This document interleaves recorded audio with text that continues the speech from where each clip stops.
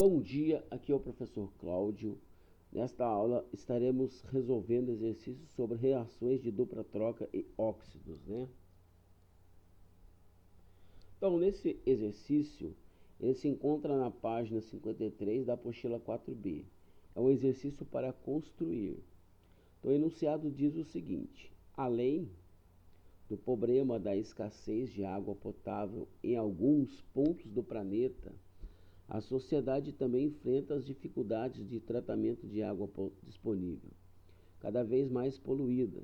Uma das etapas desse tratamento envolve a adição de compostos químicos que possam facilitar a retirada de partículas suspensas na água. Os compostos adicionados reagem formando uma substância gelatinosa chamada de hidróxido de alumínio, que aglutina as partículas suspensas. A seguir temos a reação que representa o descrito. Então, nós temos 3 mols de hidróxido de cálcio que reage com o sulfato de alumínio, formando, no caso, o sulfato de cálcio, 3 mols de sulfato de cálcio e 2 mols de hidróxido de alumínio. A etapa descrita é denominada de... A alternativa correta seria a floculação. Então, um processo que permite, no caso, a formação do hidróxido de alumínio, que é a substância gelatinosa, né? Que é a retirada de alumínio do meio, né? Seria, no caso, a alternativa C, floculação.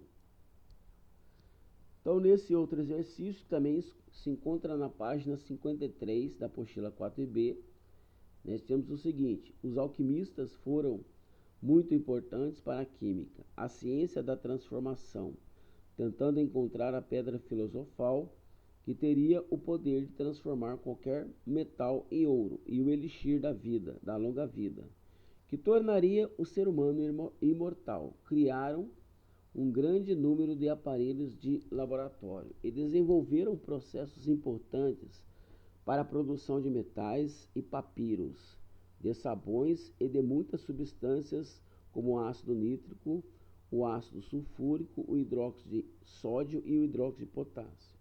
Sobre essas substâncias, ácidos e bases, pode-se afirmar que, então, a alternativa D seria a alternativa correta. Na reação entre o ácido sulfúrico e o hidróxido de sódio, podem ser formados 2 sais, conforme mostrada a reação ali, ó.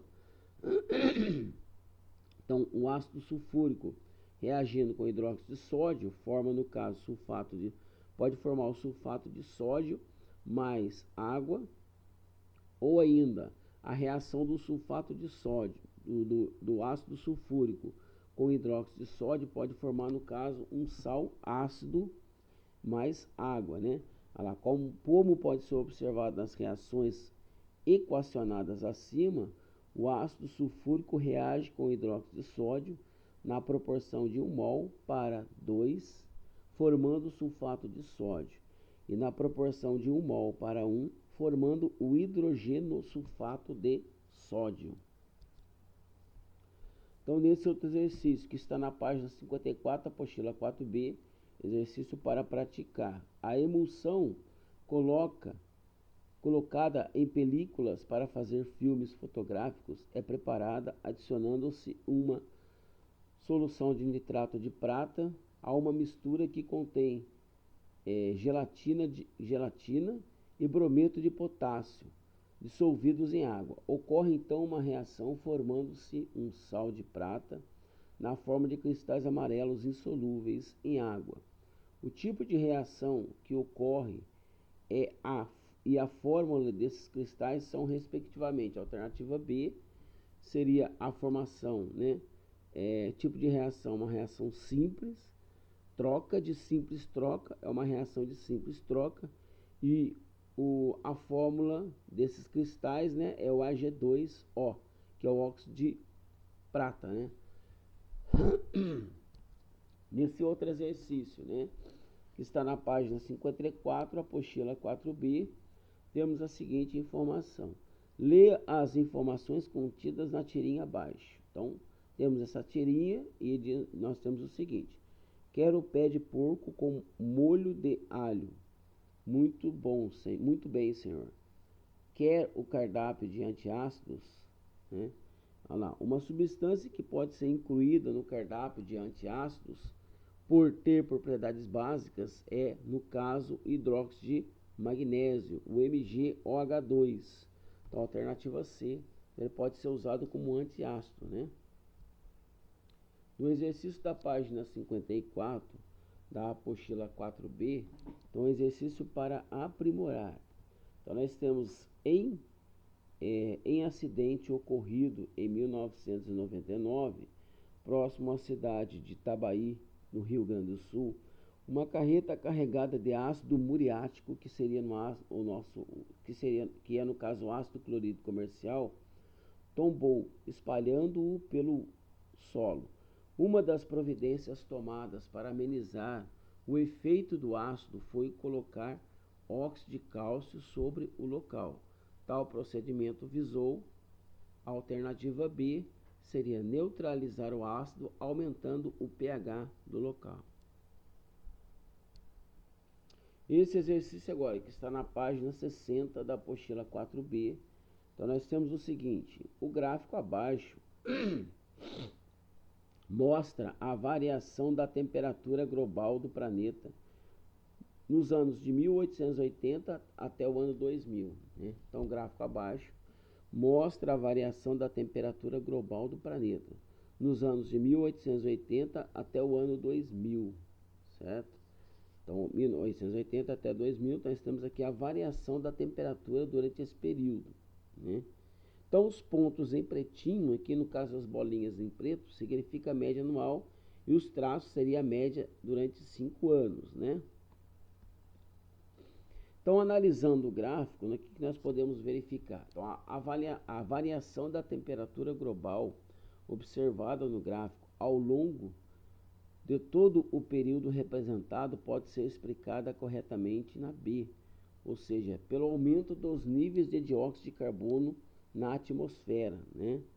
Então, ou seja, a temperatura global. Então, ela aumentou devido ao que, professor?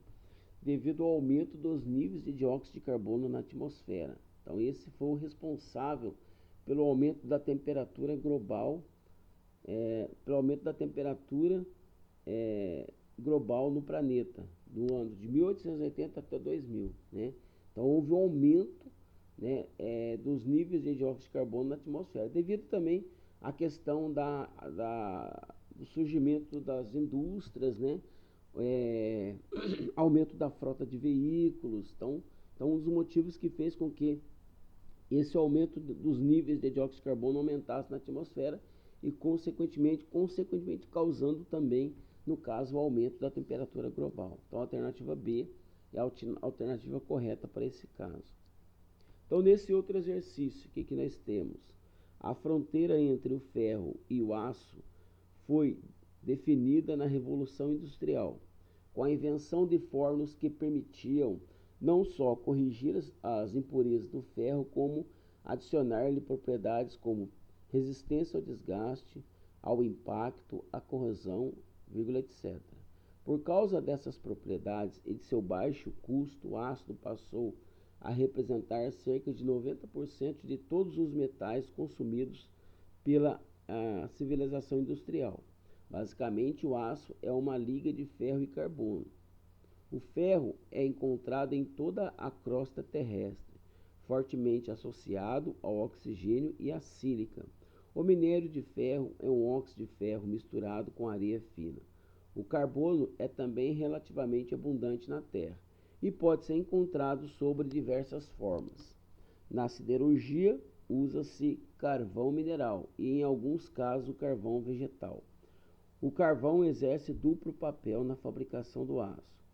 Como combustível, permite alcançar altas temperaturas, cerca de 1500 graus Celsius, necessárias à fusão do minério. Como redutor, associa-se ao oxigênio que se desprende do minério com a alta temperatura, deixando livre o ferro. O processo de remoção do oxigênio do ferro para ligar-se ao carbono chama-se redução e ocorre dentro de um equipamento chamado de alto forno. Analise as seguintes proposições sobre os elementos químicos ferro e carbono citados no texto. Anote a soma das corretas. O ferro é um metal de transição que possui as camadas K e L completas e a camada M incompleta. Então, no caso aqui, ó, a primeira proposição é verdadeira, né? Nós temos lá que o ferro tem, no caso, número atômico 26, então a sua distribuição é 1s2, 2s2, 2p6, 3s2, 3p6, 4s2 e 3d6, verdadeiro, ou seja, os átomos de ferro têm 2 elétrons na camada K completa, 8 elétrons na camada L completa, 14 elétrons na camada M incompleta e 2 elétrons na camada N incompleta. Então a primeira é verdadeira. A segunda, o carbono possui 6 elétrons na sua camada de valência. É falsa, né? Porque fazendo a distribuição do carbono, nós temos 1s2, 2s2, 2p6. Então o carbono possui 4 elétrons na camada 2, que seria a camada de valência. Então é falsa. A 4 é verdadeira, né? Ou seja, na ligação com o oxigênio, o ferro pode formar os compostos Fe2O3 e FeO, ambos óxidos. Então a 4 é verdadeira. A 5 é verdadeira também. A 8 é verdadeira, ou seja, ao associar-se com o oxigênio, o carbono forma o dióxido de carbono, que também é resultante da combustão dos combustíveis fósseis. No 16 é falsa, né? A 16 diz o seguinte: os metais, como o carbono, fazem ligação metálica onde os elétrons são compartilhados na forma de uma nuvem eletrônica. Então a 16 é falsa porque um ametal, como o carbono, pode fazer ligações covalentes, ou seja, por meio de compartilhamento de elétrons com outros ametais, ou com o hidrogênio, ou ligação iônica, constituída por íons de cargas opostas, com metais. Então, por isso que ele é falsa. A 32 é falsa também, ou seja, o diamante e o grafite são as duas formas alotrópicas possíveis do carbono. Então, é falsa. Por que ele é falsa? Porque, além do diamante e da grafita, o carbono pode se apresentar, por exemplo, na forma de fulereno, outra das formas alotrópicas do carbono. Então, somando as proposições verdadeiras, então a soma dá 13, né? Então, seria somar 1 com mais 4 com mais 8. Então, no caso, vai dar quanto? Vai dar 13, a soma das proposições verdadeiras. Nesse outro exercício da página 60, apostila 4b. O conjunto de elementos químicos englobados no grupo 3 e no bloco F da tabela de classificação periódica dos elementos, com exceção dos actinídeos, é denominada de metais terras raras. Esses metais são encontrados comumente na forma de óxidos, sendo o caráter iônico dos óxidos diretamente proporcional ao raio atômico do metal. O metal terra rara, componente do óxido de maior caráter iônico, possui o seguinte símbolo, que no caso é o lantânio, né? É o La, é o lantânio.